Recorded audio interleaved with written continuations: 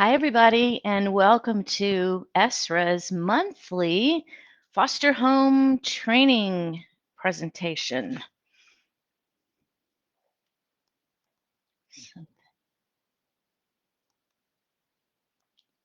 I'm sorry, the computer did a thing. So I'm so glad y'all could come to ESRA's monthly foster home training presentation. I'm Nancy Kelly, and this is one of the ways that ESRA works to offer you tools and skills that you need to help you succeed with your foster dogs, with ESRA's foster dogs.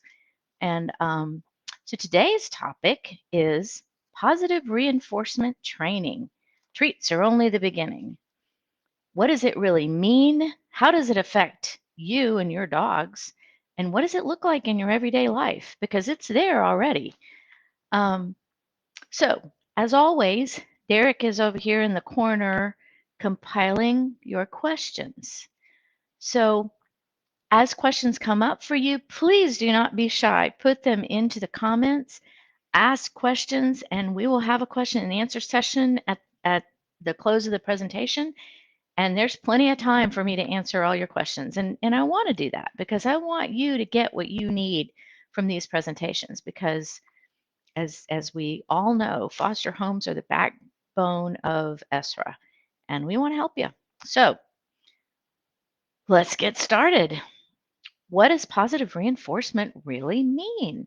It's kind of a buzzword, right? Positive reinforcement training. I do positive reinforcement training. So we're going to start with the dry stuff, the definitions, okay? From a scientific point of view. So there's two words, positive and reinforcement. So the first word, positive, you may think of something good. Positive is good, right? And that's not far off. But when we speak from a behavior science perspective, positive means adding something into the situation.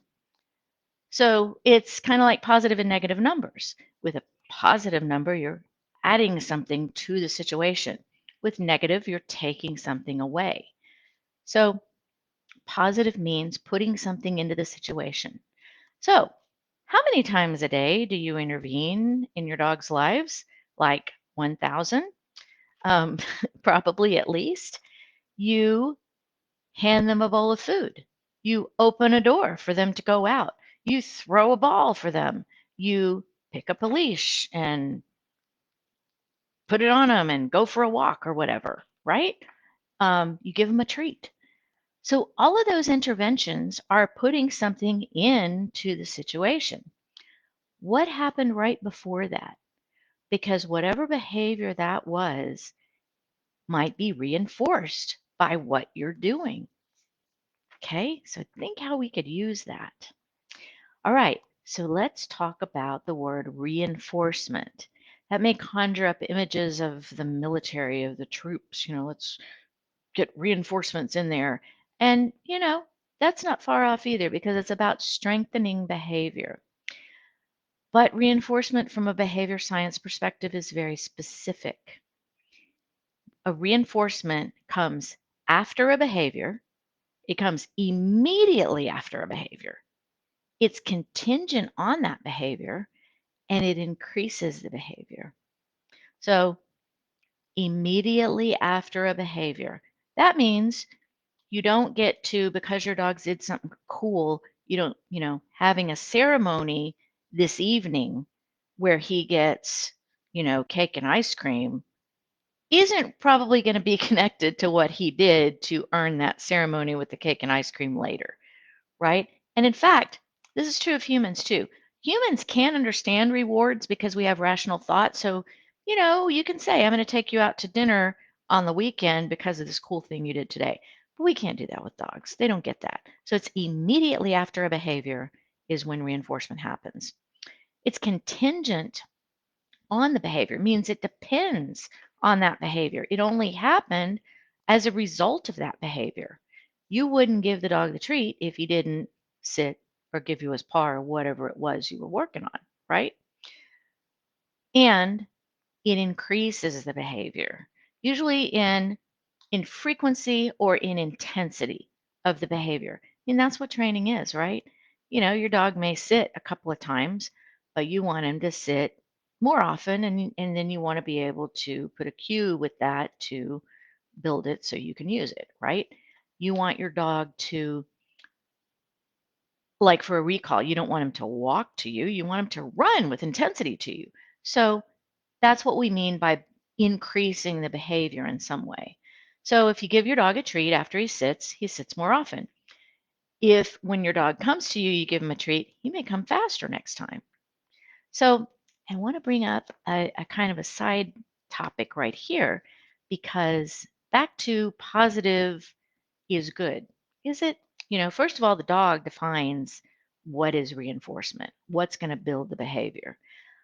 But remember that positive is putting something into the situation. So something that happens pretty frequently, not among any of you, but other people do this. When dogs jump up, people yell at them because they're upset because they got their clothes muddy. No, stop, off, and knee them in the chest. Well, some dogs may see that as a game. They're like, oh, I like this wrestling fighting game. And the jumping can increase as a result of that. You don't know till later whether you reinforced a behavior or not, because it depends, remember, on whether that behavior happens more frequently or happens with more intensity. So, if the jumping up happens more often, you know that it was reinforced, and probably by the yelling and the kneeing in the chest. So the definitions work in reverse. So if something happens more frequently, we know it has been reinforced and it is being reinforced. If you've reinforced something, it will happen more frequently or with more intensity. So that's the basic definition of positive reinforcement. And the lesson here is that positive reinforcement means the consequences of a behavior can strengthen the behavior, and we can use that. But wait, there's more. There's association, also known as classical conditioning and Pavlovian conditioning. Those are all the same thing. If you see any of those terms, they're all the same. And they have to do with reflexes and emotions. So, what happens when you smell your favorite food cooking? First of all, you start to conjure up, how great it's going to taste, and maybe some memories of the friends and family you've eaten that food with before and the lovely day that you spent together, and that food was part of it. And what happens? Your mouth starts to water. That's a reflex. And it's association is what creates it, Pavlovian conditioning. So this one's really easy to see as Pavlovian conditioning because we know that Pavlov got those dogs to salivate on some very odd stimuli. What happens when you hear a favorite song from high school? You reflexively start to reminisce about the fun that you had when that song was on, maybe your first love or a fight you had with your best friend or, whatever happens while that song was on in your youth. And then here's a big one for Springer Rescue. What happens when you see a picture of a Springer puppy? Oh, he's so cute. I do it too. Oh my gosh, look how cute. All that stuff. All these emotions of I love puppies. I love that puppy. I want that puppy. All these things happen. And it's not even a real dog. It's just a piece of paper or some pixels on a screen. And so that's association. It brings up those reflexive emotional responses. All right, so what happens to dogs as a result of association? So think about your own dogs. What happens when your dog sees a leash? Does he go, nah? Some foster dogs do, right? Well, your dog might go, yippee, yippee, yippee, I'll do anything to get the leash. Oh my gosh, love my leash. Oh. What happens when you walk by a crate and the door's open?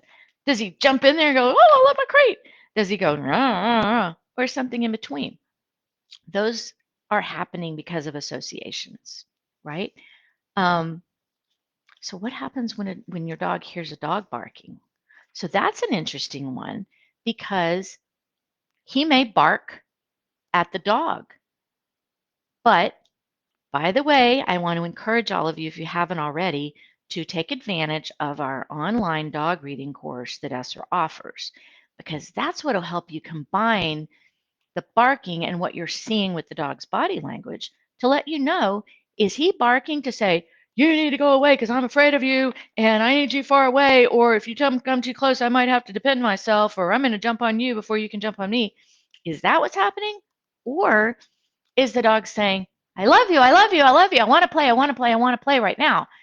So either way, the dog's kind of not very controllable in that moment. But what does he want? Is he trying to get closer to the dog, or is he trying to get farther away from the dog based on the emotional response he's having? So both of those are association. It's what he's associated with seeing a dog, right? Good or bad associations may have happened already, and that's what you're seeing. Okay, the lesson. The lesson here is that a dog's emotional state is important for learning specific behaviors. He can't learn to sit when you ask him to if he's afraid in the environment you're in, or if he's afraid of you. He's not going to learn to sit like you want him to. He's not going to learn to walk nicely with you for a walk if he's afraid of the leash. So all of these things work together, and know that you can change his emotional response. Pavlov did it. We do it every day. And if we harness our power and apply it deliberately, wow, the things we can do. All right. So I'm going to talk briefly about punishment, because positive punishment is a term that we hear. It's also a buzzword, and we're not going to go very much deeper into these buzzwords because we have more important stuff to talk about. But remember that positive is adding something to the situation. Punishment, like reinforcement, is also immediately after a behavior. It's contingent on the behavior, but it decreases the behavior. Wow, fun, right? Woohoo! We just reinforce what we like and we punish what we don't like. Nope, nope, nope. That is not what we do. We end up with some really bad fallout from that approach, because here's why. Remember association? Animals learn from punishment provided by nature, and so do we. The punishment that nature provides is usually swift and often fierce. It can create reflexes like avoidance and emotions like fear for your life, which fear can be a good thing in the right circumstance. If a tiger is charging at you with his mouth open and claws out, the fear causes you to pump adrenaline into your bloodstream and give you that motivation that you need to fight or flee. However, if the tiger does attack you or your dog, injuries can result. Burns, broken bones, gashes that, maybe kill you, so it doesn't matter what you learned from that because you're dead now. But if you recover, yes, you've learned from that. But look at the price you had to pay. One of the results that we see from continual unpredictability and fear-inducing responses in foster dogs, and I know that you've all seen this, is that hypervigilance, where they come into your home and they're watching their back. What's going to happen? What's going to happen? It's almost like it seems like we're seeing a pessimistic response from them. That's anthropomorphizing, but it's like whatever happens, they're ready to respond as though that were going to be bad. We've all seen those dogs. On the other end of the spectrum, there are those dogs that look very optimistic. Again, anthropomorphizing for effect. But when dogs are curious and they're ready to, explore and check out whatever new comes along, that can be a great thing, and it opens them up to learning, right? So that's what we're striving for here. All right, so a punisher will always cause an emotional response. There will be an association that happens. So creating good emotional responses is helpful to you. If a dog loves a leash, he'll be willing to do anything to get you to put the leash on so he can do the other things that he's been conditioned to know come after, a nice walk, fun things. And that association, that open mindedness, that optimism, if you will, spreads to other things in the vicinity. To you, oh, you're holding the leash, so you must be good too. And there's a chair here, and it must be good too. So that's generalization, by the way. That's a behavior principle, and it happens readily. Um, okay, so let's look at those negative emotional responses, like fear is the main one that results in, it leads to aggression, of course, it leads to hypervigilance, it leads to stress, defensiveness, and all those things. Fear decreases confidence. Um, and that association spreads to whatever else is around too. And we can't control that. We can influence the associations some, but we cannot control what associations get made. And the behaviors expressed as a result of that generalization and that learning increase. So we start to see more backing away, defensiveness, and all the things that lead up to biting, right? That's generalization. And fear is a strong emotion and it generalizes very quickly. Um, okay, the lesson is punishment carries a lot of baggage with it. And there is always fallout that you're not going to be able to control as well as you can control the results of using positive reinforcement. Plus, okay, one more thing. Remember that changing observable behavior is literally creating new neural pathways in the learner's brain. It happens to you every day. It happens to dogs every day. And to me, I promise not to talk about this for very long, but I get super excited about it.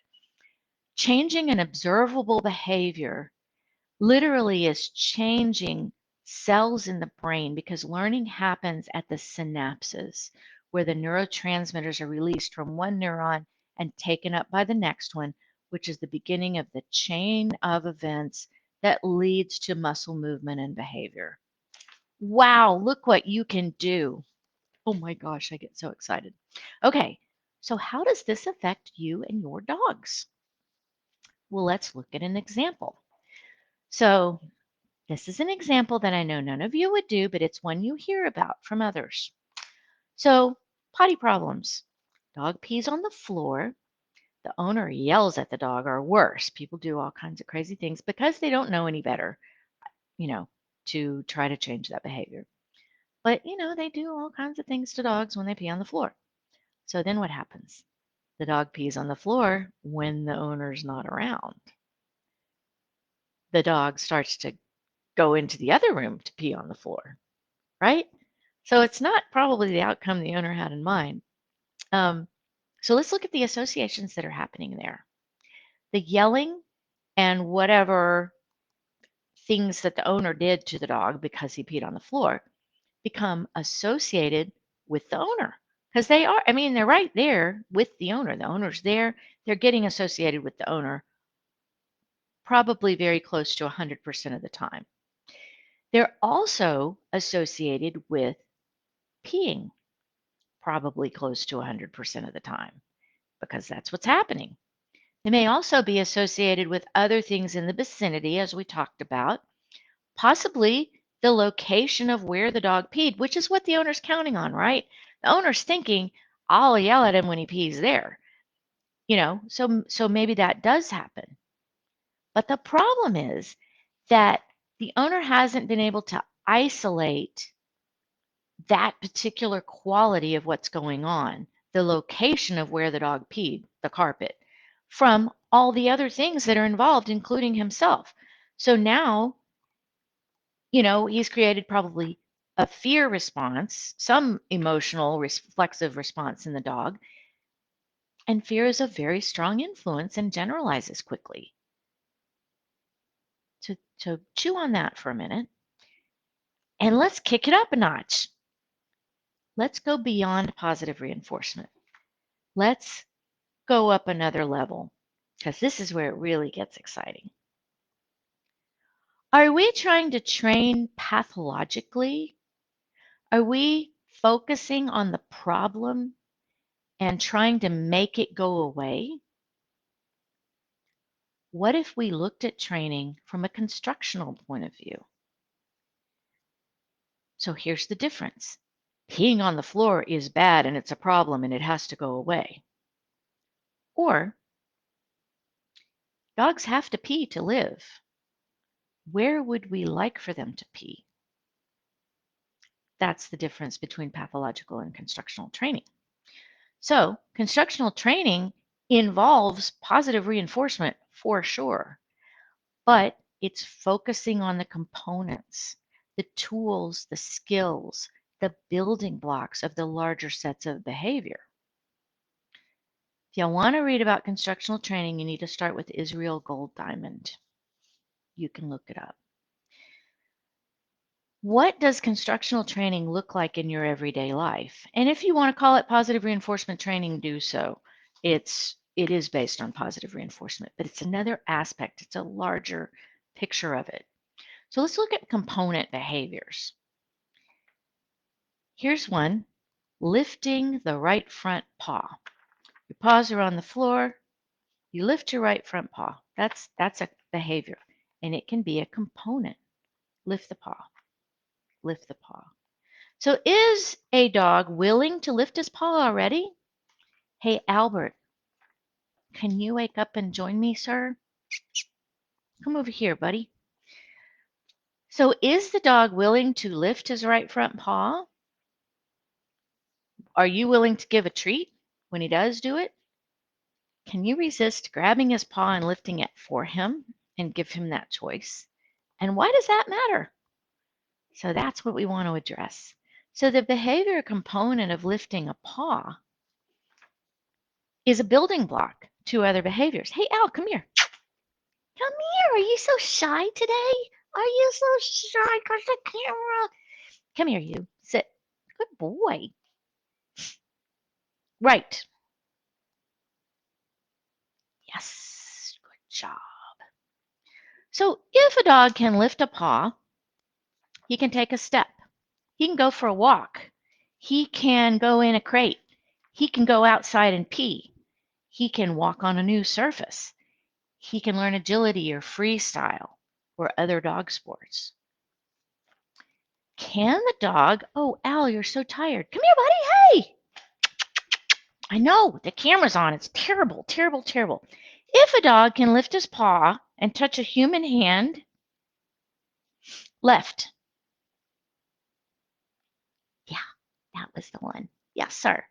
Then he can get a thorn taken out if he has a thorn. He can get his feet wiped if they're muddy or they're wet. It's the step toward doing that. So it's a component that can be built into other behaviors. Oh, here's one more. Can my dog, oh, my dog, why are you so tired? Yeah, sit. Can the dog lift a paw while the human is holding scissors or nail clippers, right? Good boy. So now that's one component of being able to trim the hair on his foot. Or if it's nail clippers, trimming his nails, right? So you can see how you can start with components and then you can build really important behaviors. If the dog can lift his paw and touch something else, which I don't know if you can, what do you do? We were practicing earlier. Can you do it? Get up. Yes, good job. Good boy. Can you do it over here?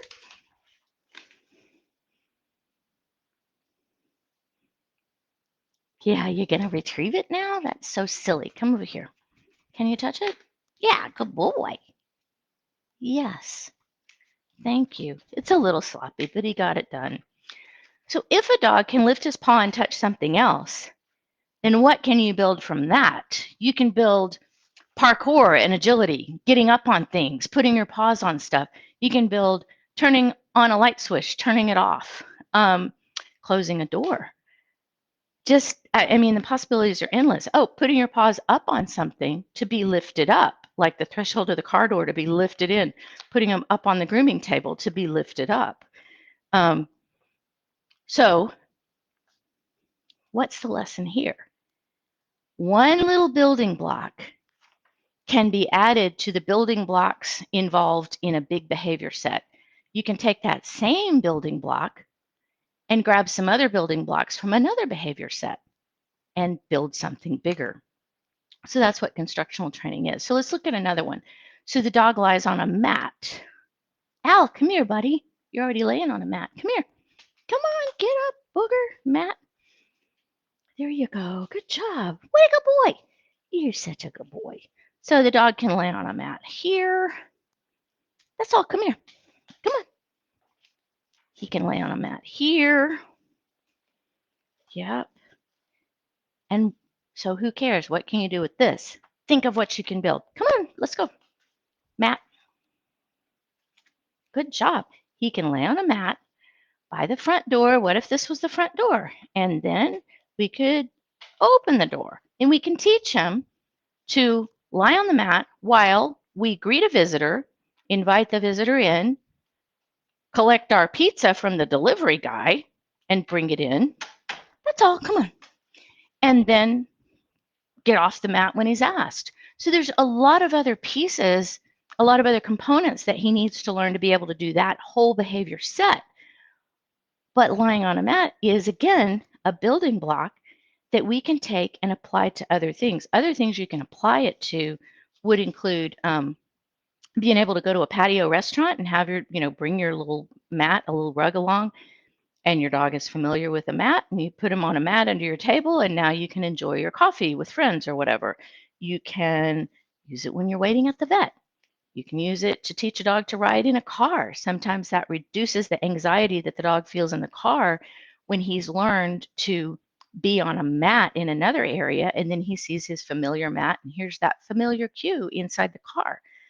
Being in a crate is the same thing. You start with a mat, you teach them to be in a crate, you put the crate in the car.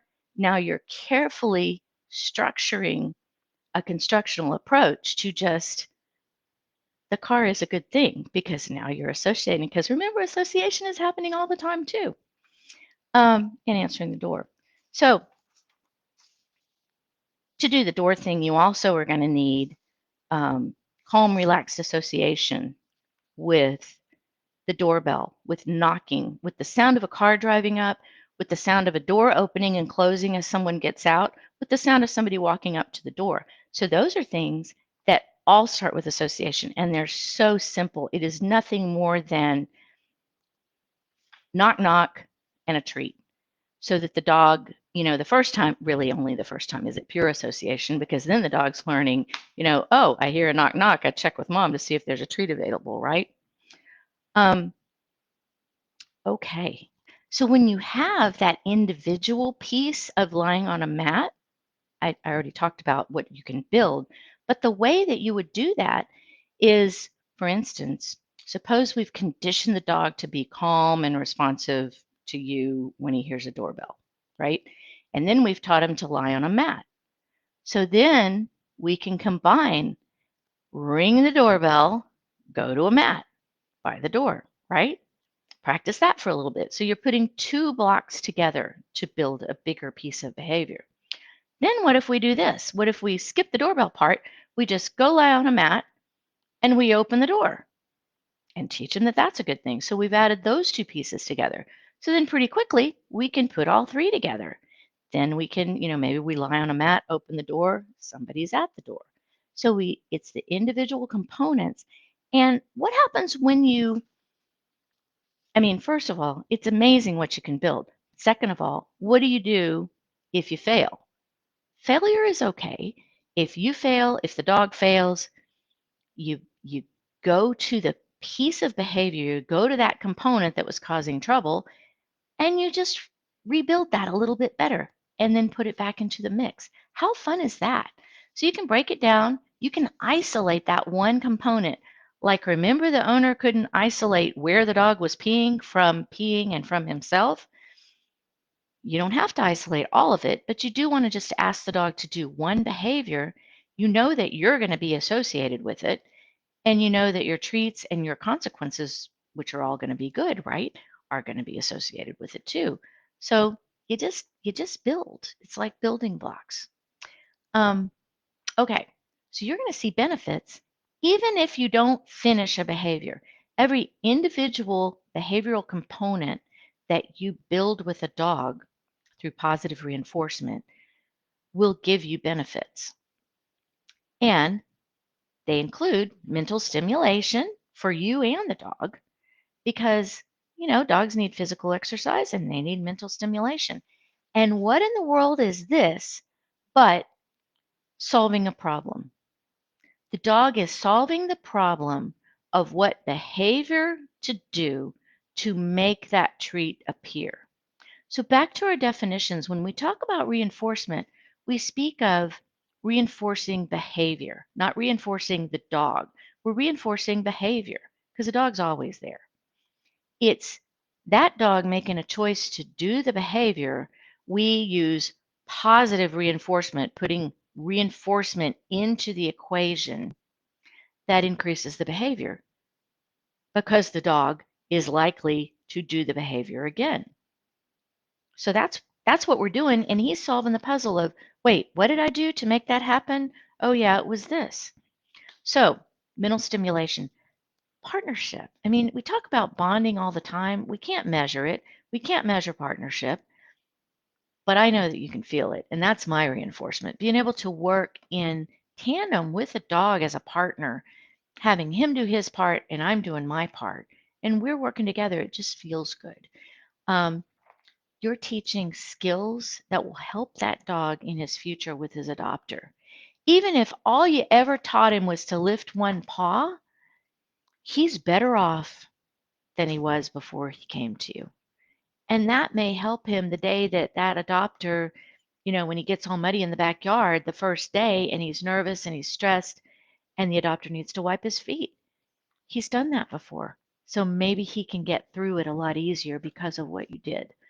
You're going to get a more calm and relaxed dog. You're learning the skills of planning and observation and reinforcement that you can apply in other situations with other dogs. You get the satisfaction of a calm and reduced stress dog.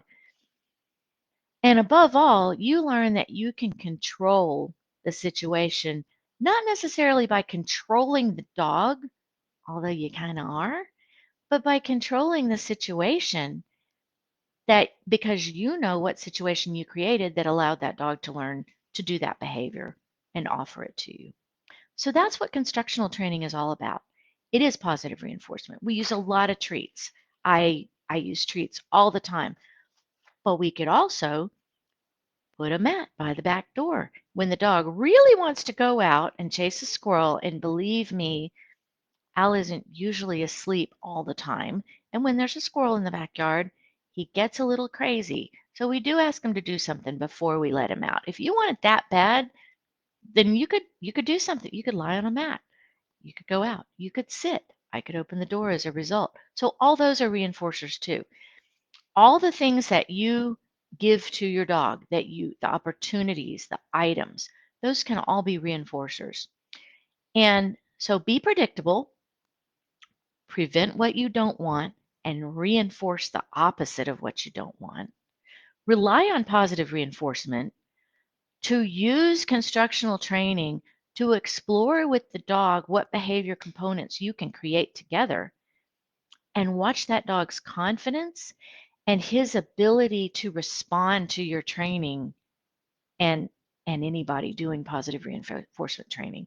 Watch that grow because this training is highly transferable. If the next person acts the same way, then that dog is going to, generalization has to occur, but that dog's going to jump right into the game pretty quickly. And you're not going to do any inadvertent damage. The worst damage you could do using positive reinforcement is if you don't do it well and you don't focus on those individual components well enough, and the dog gets confused about how he can get the treat, because that does happen. We all fall into the trap of asking for a little bit too much, and the dog's like, I don't know what to do. I just wanted to get the treat. I don't know how to get it. And gets frustrated, gets a little stressed, walks away. But that's nothing compared to the damage that you can do with using punishment for teaching purposes. So you have a lot of freedom with it. So I hope that I've answered some questions for you. I hope that I've also opened up some other questions for you, because that's the cool thing. Because just like with the dogs, I want you to open up your curiosity about how you can get reinforced. So if we have any questions, we will answer them now. Thanks for listening. First question. Using your example of the leash and association, what is the dog learning when in the morning they see the leash, want to go for a walk and are happy, but in the evening they see the leash, know it's time to go to bed and afraid and fearful? What a good question. So, in this question, whoever asked described a couple of situations associated with a leash. So, apparently, correct me if I get this wrong, Derek, if in the morning, if they pick up the leash and show it to the dog's happy and excited, can't wait to get the leash attached to go for a walk. And in the evening, apparently, they take the leash out to take the dog to his crate to go to bed. And at that time, when the dog sees the leash, he says, "Ah," or something along those lines. So I kind of want to turn that around and ask y'all some questions. What are you hearing? So remember that associations happen with the entire environment. Think of a snapshot. Dogs look at the world in a snapshot view. So in the morning, what's happened? He woke up, you get the leash out. I would suspect that the owner maybe has a little bit different behavior at that moment, because they're expecting that the dog is going to be happy and excited, and they're looking forward also to the walk with their dog, maybe. And then what happens? They go for a walk. The dog has fun. Maybe he gets some treats. Maybe he sees some stuff. He's mentally stimulated. Everything is great. So all of that is working together to create that good association. In the evening, same leash. You take out the same leash, but the entire environment is different. The snapshot is different. Perhaps the owner is behaving differently because they're going, "Oh, I have to make my dog unhappy. I don't want to make my dog unhappy. I know he doesn't like this. Okay, let me get the leash." So there's that. There's clearly the dog always goes to the crate to go to bed. So what do we know? The leash is not being reinforced or associated with anything good. I'm sorry. The behavior of the dog helping to put the leash on is not being reinforced because it's not getting better. So clearly something's going on that he doesn't like. So he's making bad associations in that evening time. So I suspect that the subtext of this question is, how can I change that? Um, and you can change it. So, I mean, I can think of a million ways. I don't know what works for you, but of course, the morning, we got it. Great. So this is the leash. We're going to go. And, in the evening, possibly you use a different leash.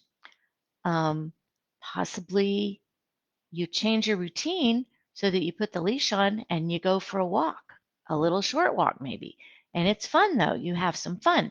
You maybe you just play. Maybe you can't go for a walk, but you put the leash on, you have a little play session with some treats. Maybe you have a little training session with some treats with the leash on. And this is fun and this is great. And then at the end, you lead him over and he goes to bed. Probably gets a treat for going in his crate. But clearly, whatever's happening with the crate is not enough to offset the bad association he has with that whole scenario. So, breaking it down into components, since that's what we're talking about, we look at every piece. Can we use a different leash? Maybe we want to use the same leash. Maybe you're already using a different leash and you want to use the same leash that's associated with good things in the morning. There's also the time of day. I mean, dogs have circadian rhythms. The time of day is associated with what's going on the same way. So just breaking it down, maybe during the day, you play some little crate games. Just the crate. If you come near the crate, you get a treat and then you can run away. You don't have to go in it. Um, So you're building going in the crate as one component. You're building staying in the crate for small periods of time as another component.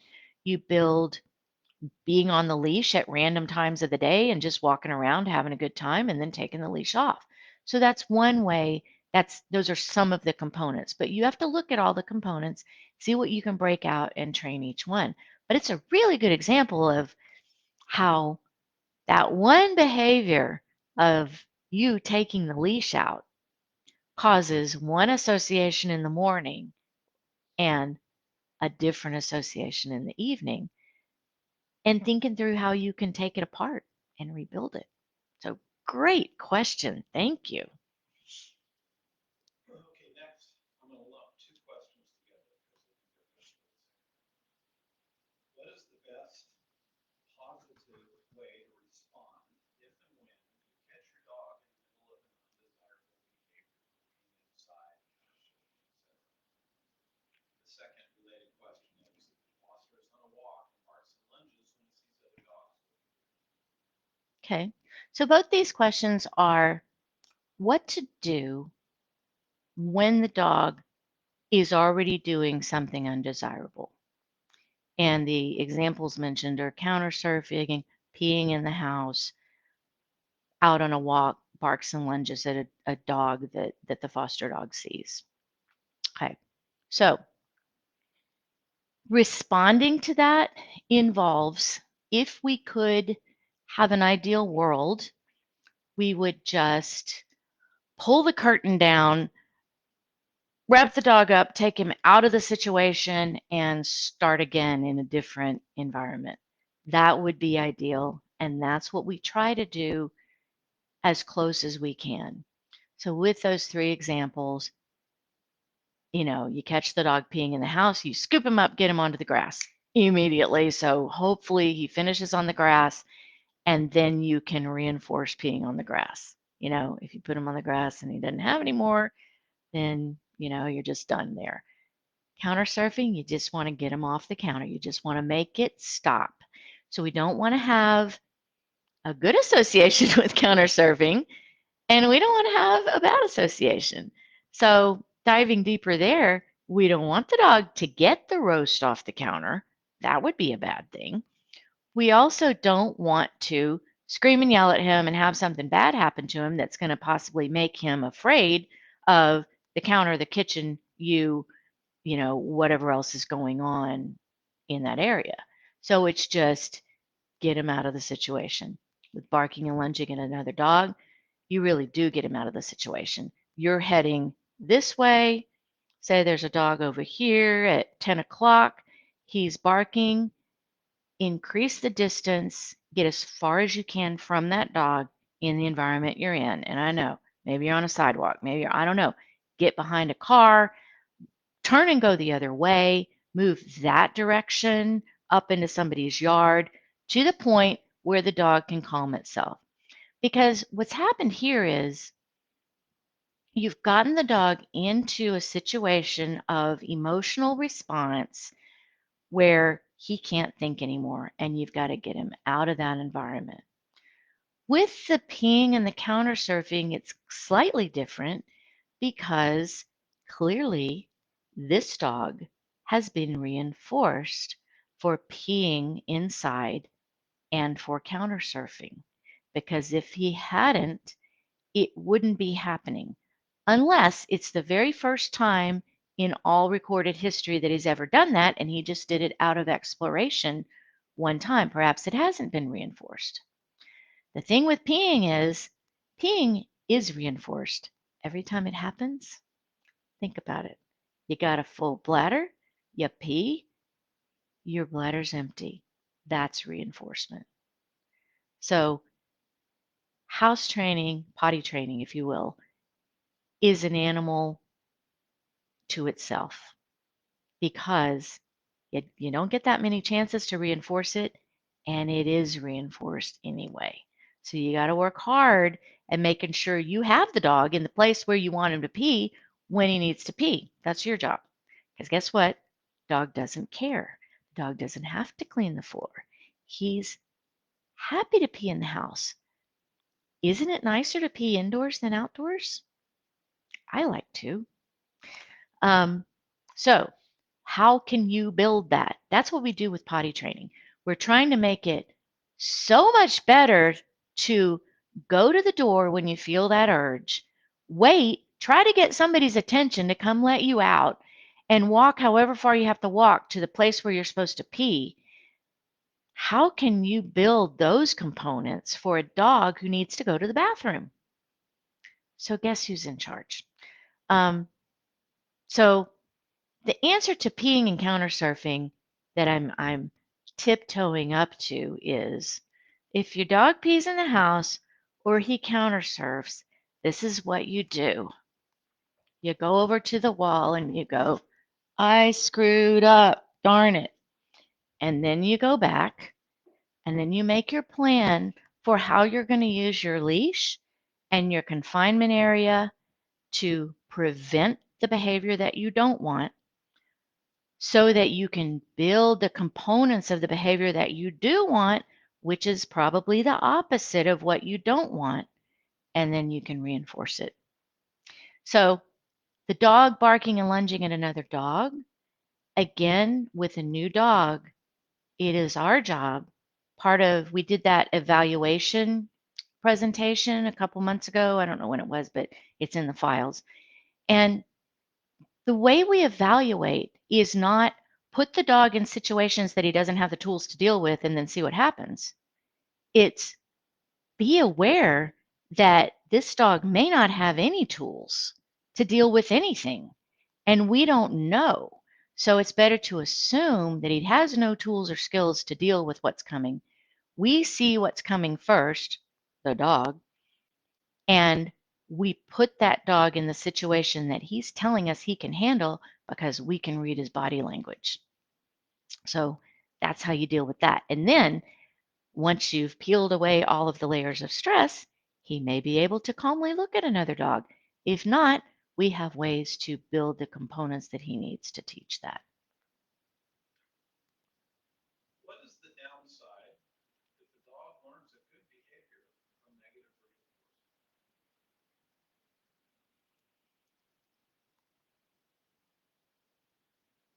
Okay, the question is, what is the downside if a dog learns a good behavior from negative reinforcement? So we didn't talk about negative reinforcement and we didn't define it. And it's often misunderstood. So if I'm going to answer this question, how much time do we have? 13 minutes, 12:47. Okay, so I have 13 minutes. Okay, so negative reinforcement. Remember, positive is putting something into a situation. Negative is taking something out of a situation. Reinforcement is something that increases behavior, and it happens immediately after a behavior. It's contingent on the behavior, and it increases the behavior. So negative reinforcement is you're building behavior, you're reinforcing behavior by taking something out of the situation.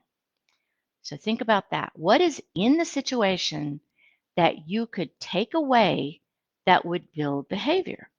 So if it builds behavior by taking it away, it's highly probable that it's something that the dog doesn't like very much. Because if there's something in the situation the dog doesn't like, and then you take it away and it builds the behavior, then that's negative reinforcement. All right, so there's your definition. It's a little wonky. It's not punishment in the most technical definition, but it possibly is closely related to positive punishment because you might have applied something that then you need to take away to reinforce the behavior. So if you have a headache and you take a Tylenol and your headache goes away, then probably if you have a headache again, you're going to take a Tylenol. because your behavior of taking a Tylenol has been negatively reinforced by your headache going away. You've taken the headache out of the picture by taking the Tylenol. So that could happen to a dog. If he has some pain, we could give him some medication. That's not usually how negative reinforcement is used. The typical way that negative reinforcement is applied to training is applying something painful and then taking it away because the dog did the right thing. So I'm trying to think of other applications where maybe that doesn't have to happen, but I don't know any. So the aversive has to be allowed to be in the dog's world in order to be taken away. So what happens when we allow an aversive stimulus when we allow our dog to be exposed to an aversive stimulus? The association happens almost immediately. And then we take it away. We take away the stimulus, but the association's already there. And if the association is fear, there are plenty of documented situations where single event learning happens related to having a dog in a life-threatening situation, often with other dogs. If a dog has a bad experience by being attacked by another dog, even if they weren't physically injured, many service dogs can't be service dogs any longer because of the emotional effects of having their life threatened. So, can an animal learn behavior by using negative reinforcement? Absolutely. And it's done all the time. We spur a horse, he moves, we take the spur out of his side. We pop the dog's collar in the direction we want him to go, he goes, the collar loosens. There's a million billion applications where it's used all the time. Can dogs be trained? Absolutely. I've done it. I come from force training, in case some of you don't know that. So I know a lot about negative reinforcement, and I know a lot about positive punishment, and I know about negative punishment, and I've used most of them. Not in the last 20 years, though. That was over 20 years ago, and I did it for a long time, and I won obedience competitions doing it. So I'm good at it. The difference is when you use positive reinforcement, you don't have the emotional fallout that you do from using negative reinforcement, positive punishment, or negative punishment. So to answer your question, if the dog does learn the behavior, and they can, and it's not bad, and you're not a bad person, and if it works for you, then it's done. But you must know that there are emotional responses that have resulted from the negative reinforcement that you've used. Sorry? Yeah, and you may not see them easily. You may not know what they are, but they're there. And are they so small that they don't really affect your lives? Possibly.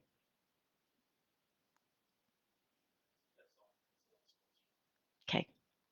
So apparently that's the last question, and I probably took close to 13 minutes to answer that one because that did go deep. So, if you go on the internet, you see a lot of good information, you see a lot of incorrect information. You see a lot of information that just seems to just make things harder, and so you see these quadrants. People draw these quadrants: positive reinforcement, negative reinforcement, positive punishment, negative punishment. You know, Bob Bailey, my mentor, says, who cares? Just train the animal and stop sitting around staring at the internet screen all the time. If you want to know the definitions, memorize them. I've memorized them and then I threw them away because it doesn't really make your training better. So, So, perfect follow-up to that. In your example of a dog